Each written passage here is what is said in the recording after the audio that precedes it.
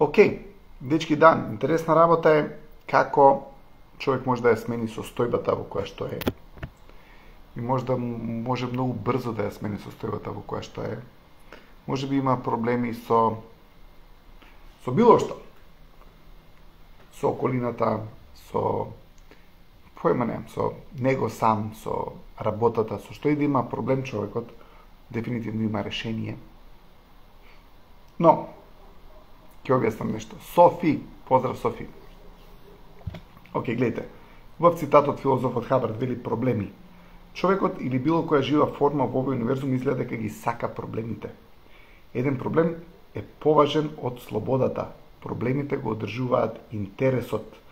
Кога човек има проблем, премногу, цврсто сака да каже, или целосно му е нешто проблем, и не може да го реши, тој навистина има премалку проблеми. Потребни му се повеќе. Вика, нездраворазумноста кај мрзеливите е работа на недостаток на проблеми. Видите што вика? Нездраворазумноста помеѓу мрзеливите е работа на недостаток на проблеми. Сега, кога ќе видите човек кој што е мрзелив, например, сигурен сум дека немаме Тања Крстевска, поздрав до Копенхаген, немаме луѓе кои што се мрзеливи, но една интересна работа е кога човекот нема играчка, он ќе се заигра со нешто друго. Ако не му даете на некој човек конструктивна играчка, ќе има деструктивна играчка. Ајде да ви дадам пример. Бебе некој, ако сте виделе, за да му земете нешто од раце, мора да му даете некоја друга играчка која што е по-интересна, која што поише тропка, поише ќе му го завлече вниманието отколку предходната. Зашто децата сакаат некои колички што брмкаат, што брмчаат, што светкаат, некои кукли што се вакви онакви и девојчињава и така натаму, затоа што им го зима вниманието и го насочува вниманието во играчката. Луѓе, секој од тие проблеми се играчки. Ние си имаме играчки, само што не можеме да ги видиме дека се играчки кои што уствари ги сакаме ние. Сега, ова што ќе го кажам, на секој човек му е нереално поради тоа што тој страда од проблемот, но уствари мислам дека одговорот е дека страда од премалку проблеми. Сега, ова не важи во секоја ситуација. Имате, не Боже, некој човек му се случило нешто што е драстично, негативно и неубаво, трагично и така натаму, не се однесува за тој случај, претпоставам. Но, ако на некој човек кој што има недостаток на проблеми, тој човек ќе измисли проблеми и ќе го чува проблемот се додека не дојде нов проблем. Наједноставен пример, некој човек е опсаднат со неговиот прст, ноктот му е ваков, ноктот му е онаков, ќе го удри палецот од маса, ќе оздоболе толку многу палецот на нога, заборел на малиот прст на рака. Зошто? Затоа што сега има поголем фокус, има друг фокус и има други проблеми. Сега имате луѓе кои што креираат деструктивни проблеми. Тоа се луѓе кои што се неодговорни, тоа се луѓе кои што не се свесни. И тие се креатори на собствените негативни проблеми. И имате луѓе кои што креираат конструктивни проблеми или убави проблеми, или кои што конструктивно имаат некоја конструктивна цел или имаат некоја конструктивна игра и се занимаваат со таа игра. И сега гледате, во животот све е игра. Затоа што дури и работата е игра, дури и не знам, самиот проблем во кој што човекот се наоѓа е на некој начин еден тип на игра, затоа што бара решение како да го реши тој проблем и така натаму и така натаму. Но гледате колку интересна работа ако на човекот не му дадеш некој проблем или не му дадеш некој предизвик или не му дадеш нешто што е конструктивно, он во недостаток на таков конструктивен проблем ќе се заигра со некои играчки кои што се уште ги игра. Сега, поентата во животот ми е следнава, дека човекот во животот само ги менува типот на играчките. Гледате, секој од нас мора да земе по-конструктивна играчка. Значи имате некој човек кој што фигуративно игра со некоја играчка со која што може да се повреди и цело време таа играчка игра и може да најде некоја играчка со која што може да направи убави работи во животот за себе и за другите. На секој човек му треба играчка и ако нема играчка, ќе најде играчка. Сега, ако наједноставен пример се вратиме на примеров со бебео кој што сакате да му одземете играчката, за да му одземете играчката мора да му даете нова играчка. За човекот, за да не драматизира глупи проблеми, он мора да има некој тип на проблем. Замислете, имате некој човек кој што е изморен и дошол од работа изморен и он имал 100 проблеми, ама жена му не била на работа денеска, седела дома или можеби нема работа или не е активна за да си најде работа, зашто гледате интересно во врска со работата треба да ја најдете. Секојаш има работа, само човекот треба да ја најде. Е сега мажот дошол дома, женава ништо не правила. Дома сега женава ќе најде за нешто да се рчне, ќе најде некој проблем за да има некој тип на проблем, ама тој поради тоа што немала обврски во текот на денот. Се човекот што дошол дома изморен, 100 проблеми решил и така на него, немој да влага во некој проблем, поради тоа што умот е заситен со проблеми. На вашиот ум мора да му дадете проблеми. Ако на вашиот ум не му дадете предизвици, не му дадете проблеми, не му дадете играчка, умот ќе почне да креира негативни проблеми. Ако видите скалата на емоции, горе скроз има една емоција се вика игри, но тоа се конструктивни игри. Тоа се игри во насока на опстанок. Не само за себе, игри во насока за опстанок за другите луѓе. Кои би биле конструктивни игри? Ајде секој од вас, можете ли, например, ја ќе дадам некоја конструктивна игра и вие да ми наредите, поради тоа што сакам да сум у комуникација со вас, може ли да ми дадете пример за некоја конструктивна? Например, конструктивна игра би била како да исчистиме, не знам, парков, градски парк у Скопје, или како, не знам, да се направи некоја акција на водно да се исчисти водно. Тоа би било конструктивна игра. Што друго би било конструктивна игра? Не знам, да се соберат донации за фамилиите на настраданите во Кочани. Што друго би било конструктивна игра? Да се опорави уште повеќе економијата во Македонија. Што друго би било конструктивна игра? Дајте ми пример за конструктивна игра. Можете ли да ми напишете некоја комуникација за конструктивна игра? Помеѓу сопруг и сопругата, што би било конструктивна игра? Сопругот да изненади со нешто убаво, сопругата, тоа би било конструктивна игра. Да и најде мана, дека го загорела гравот, е деструктивна игра. Затоа што постојано и наоѓа мани. Може тој постојано и наоѓа мани и се тоа е деструктивна игра. Затоа што он сака да ја рчка жена му. Затоа што жената и бракот станале игра во која што тој е вплеткан, ама он не сваќа дека е во таа игра и он не сваќа дека со својата енергија го креира неговиот проблем. Поради тоа што е во таква емоција во која што самиот тој е влезен. Но станал деструктивен играч, почнал да игра деструктивна игра. Конструктивна игра би било, например, да прочита некоја книга за себе подобрување, да се запише на магистерски, да го доврши факултетот, тоа би биле конструктивни игри. Напишете ми што би било конструктивна игра, генерално од било која сфера на животот, што вие мислите би било конструктивна игра. Сакам да слушнам. Како вие гледате на овие игри? Што би било конструктивна игра? Секојаш давате убави примери. Ви сакам, ако може да ме напишете пример за некоја конструктивна игра. Што би било конструктивна игра?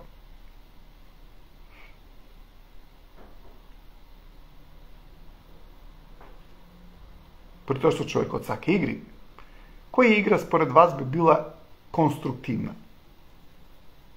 Кога вие би играле? Биле нека се отстрани корупцијата у Македонија, тоа конструктивна игра би било тоа, добро. Што друго? Што друго би било конструктивна игра? Ивана вели да работи човекот на себе, да. Дефинитивно конструктивна игра. Да работи на себе подобрување, конструктивна игра.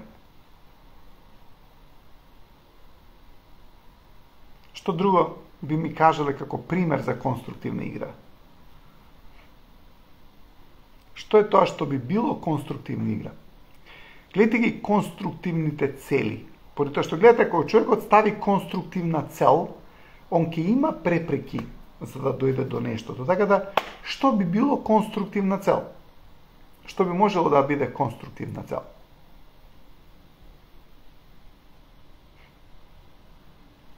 Според вас. И на тој начин ќе дојдеме до конструктивни игри. Која игра, например, би било конструктивна во било која сфера во постоењето на човекот? Што мислите би било конструктивна игра и конструктивна цел? Дими, да се направат паркинг места и свесно паркирање на возачите. Да, Весна Божиновска вели да се вози внимателно. Супер, конструктивна игра. Ѓорѓи Цингарски, Вау, интересна игра. Да се направи план како да се развие источниот дел на Македонија и да не биде концентриран. Супер игра е тоа. Јасмин Поповски, борба против депонија покрај оџаците на рек без филтери. Интересна игра. Магдалена Ивановска. Да не спомнуваш ништо негативно 24 часа, започне да гледаш дека животот се мина на подобро. Убава игра. Васко, да имаш позитивна смисла во животот на свој и на другите. Браво, Васко, така е. Океј. Дечки, да, примери за убави игри. Затоа што, гледате, кога човекот има пример за убава игра, он својата енергија ја користи на подобрување на околината на другиот човек. Но гледате сега колку интересно. Душица Габерова, да научам нова вештина која ми дава нови, само да видам, секунда, нешто се случи, нови можности. Браво! Тоа би било супер игра. Гледате, тоа е одлична игра. Затоа што Сузана Стојановска, помош на уличните кучиња, бидејќи не е нормално вака да седат по улици. Супер игра. Софи, тоа претпоставам зборуваш за сопругот. Да ме части за роденден на некое патување. Тоа било многу паметна игра. Убава игра. Океј, тоа е супер игра. Од некој, по случај сопругот, или да кажеме, не знам, некоја ситуација од тој тип. Апсолутно. Заедно, сопругот и сопругата да отидат на некој семинар, каде што ем ке патуваат, ем ке научат нешто ново. Тоа би било многу убава игра. Затоа што, гледайте, проблемот е кога човекот прекинува да има игри. Не знам дали ја гледате скалата на емоции позади мене, ама мислам дека сте експерти од овие црвениве тонови. Хајде да кажам, затоа што и на Инстаграм емитувам и на Фейсбук. Од тие црвените тонови се вклучува тој реактивен ум. Сега, кога ќе се вклучи реактивниот ум, он нема идеја за позитивна игра. А пред да се вклучи реактивниот ум, има една емоција, таа се вика монотонија и досада. Гледате, проблем е кога на човекот ќе му стане досадно и монотоно. И поради тоа што има досада и монотонија, почнува да чука реактивниот ум на врата и почнува да се случуваат глупости. Весна Божиновска, да се вдомат сите скитници, кучиња и мачиња. Интересна игра. Милена Пилоти, поголема контрола на автомобилите поради испуштање на штетни гасови, вградување на филтри и подобрување квалитетот на воздухот. Тоа е игра која што сакаме секојаш да имаме во Македонија и ни е стварно конструктивна игра. До кај сме, не знам, ама се трудиме. Галаба Крстевска, дистанцирани од негативни луѓе. Да, тоа би било позитивна игра, но ако, еве Галаба еден совет, ако човекот се вклучи во позитивни игри, во креативни игри, он веќе ќе нема време за дружење со луѓе кои што се негативни, поради тоа што негативните луѓе обично не сакаат конструктивни игри. Негативните луѓе сакаат деструктивни игри. Значи, секој човек сака игра, секој човек сака да прави нешто, секој човек сака еден тип на проблеми, но што се случува е дека луѓето кои што се пониско по скалата на емоции, они ќе одберат негативни игри. А луѓето што се повисоко од оваа скала на емоции, поради тоа што повисоко по скалата на емоции има повеќе разум, има повеќе позитивни емоции, и тој разум и позитивни емоции не тера да одиме у позитивна игра. Сега имате луѓе кои што се пониско по скалата на емоции и ве завлекуваат во глупи игри, ама ако сте паметни нема да влезете во тие. Сузана Стојановска вика парк да се направи за убава животна средина. Апсолутно, позитивна игра, конструктивна игра.